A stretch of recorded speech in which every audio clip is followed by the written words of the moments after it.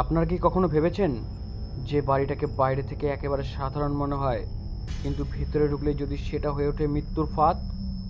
আজকের গল্পে আপনাদের নিয়ে যাব কলকাতার এক পুরনো ফ্ল্যাট বাড়িতে, যেখানে রাত নামলেই নেমে আসে অদ্ভুত নীল আলো, শুনতে পাওয়া যায় অচেনা পায়ের শব্দ, আর দেয়ালে ভেসে ওঠে এক নারীর ছায়া। কেউ বলে আত্মহত্যা, কেউ বলে খুন, কিন্তু সত্যিটা লুকিয়ে আছে সেই ফ্ল্যাটের অন্ধকার ঘরে। যতবারই মানুষ সেখানে ভাড়ায় উঠেছে, তারা হয় ভয় পেয়ে পালিয়েছে, নয়তো শিউরে ওঠা ঘটনার শিকার হয়েছে।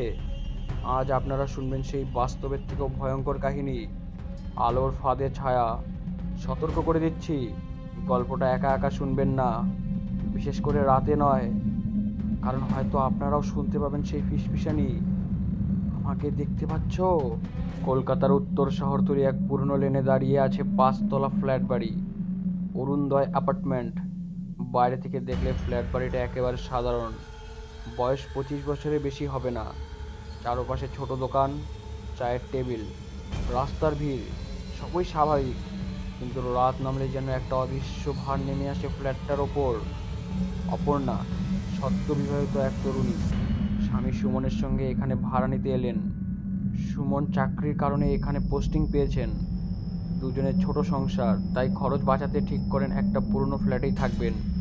বাড়িওয়ালা বলেছিল চতুর্থ তলার বাঁ দিকের ফ্ল্যাটটা খালি আছে, ভাড়া কম, জায়গাও বড়।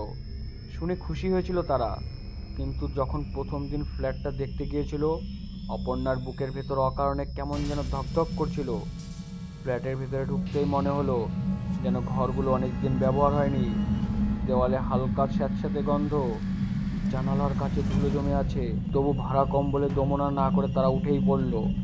প্রথম রাতেই অদ্ভুত কিছু ঘটলো। রাত তখন প্রায় 2:30। অপর্ণা হঠাৎ ঘুম ভেঙে দেখলো ঘরের আলো নিভে গেছে, অথচ শোবার আগে সুমন সব লাইট বন্ধ করেনি। হালকা একটা নীল আলো ফ্ল্যাটের বারান্দা থেকে ঘরে ঢুকছে। সে ভেবেছিল বাইরে হয়তো টিউবলাইট জ্বলছে, কিন্তু জানালা খুলতেই দেখলো রাস্তায় কোনো আলো নেই, তবু সেই নীলচে আলো ঘরে ঢুকছে। অপর্ণা ভয় পেয়ে সুমনকে ডাকলো। সুমন ঘুম ঘুম চোখে জানালা দিয়ে তাকিয়ে বলল, কিছু না, হয়তো পাশের ফ্ল্যাটে আলো পড়েছে। কিন্তু পাশের ফ্ল্যাট একদম ফাঁকা।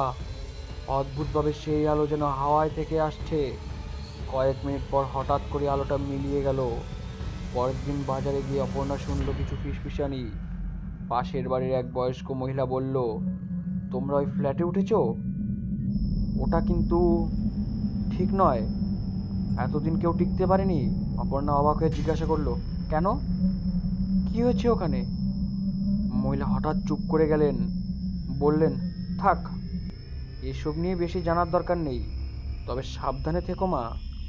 সন্ধ্যায় অপর্ণা সুমনকে কথাটা বলল। সুমন হেসে উড়িয়ে দিল, গ্রামে গ্রামে যেমন ভূতের গল্প হয়, শহরেও তেমন গুজব চলে, এসব বিশ্বাস করার দরকার নেই।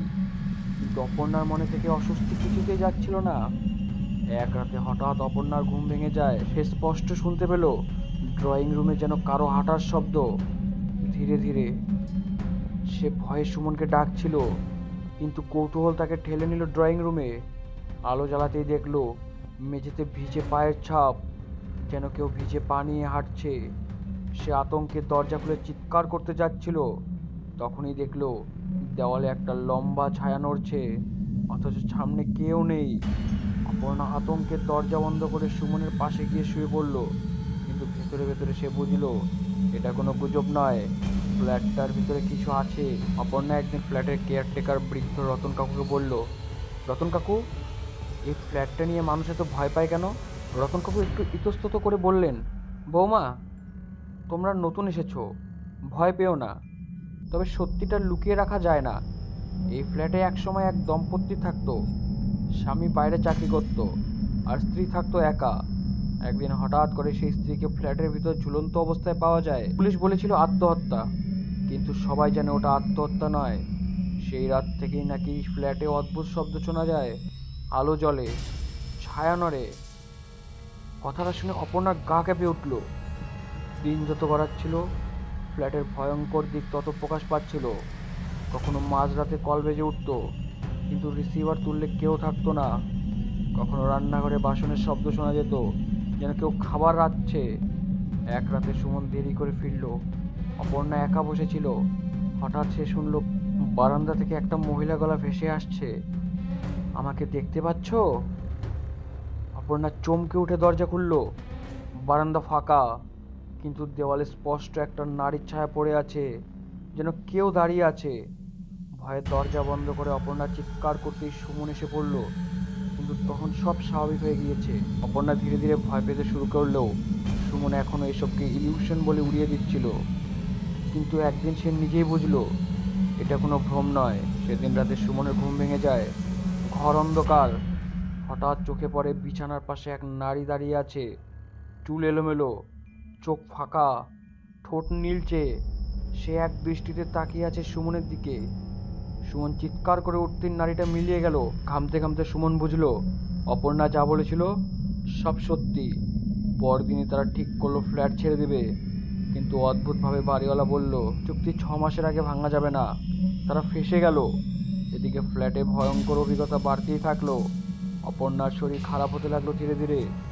হঠাৎ হঠাৎ তার গলায় দাগ পড়ে যেত, যেন কেউ আঁকড়ে ধরেছে। সুমন একদিন সিদ্ধান্ত নিল সব সত্যিটা খুঁজে বের করতে হবে। স্থানীয় পুরনো খবরের কাগজ ঘেঁটে তারা জানতে পারলো যে মহিলার মৃত্যু হয়েছিল তার নাম ছিল মীনাক্ষী। প্রতিবেশীরা বলতো সে খুব শান্ত স্বভাবের ছিল, কিন্তু তার স্বামী নাকি প্রায় বাইরে থাকতো আর মীনাক্ষীর ওপর মানসিক নির্যাতন চালাতো। একদিন হঠাৎ তার মৃত্যু হয়।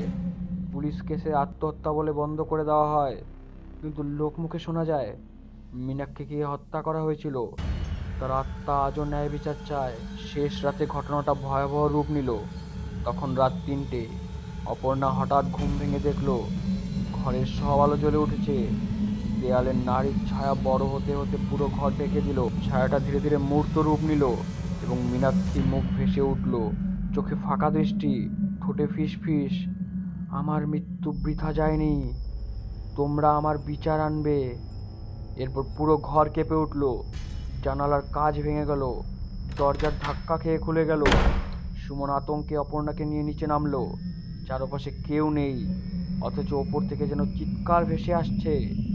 পরদিন তারা ফ্ল্যাট ছেড়ে চলে গেল, কিন্তু যাওয়ার আগে সুমন শপথ নিল সে মীনাক্ষীর কেসটা নতুন করে খুলবে।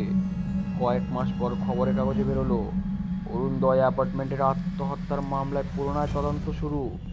ফ্ল্যাট আজও দাঁড়িয়ে আছে, নতুন ভাড়াটিয়ারা আসে যায়, কিন্তু মাঝে মধ্যে রাতের গভীরে বারান্দা থেকে এখনো ফিসফিসানি ভেসে আসে, আমাকে দেখতে পাচ্ছ?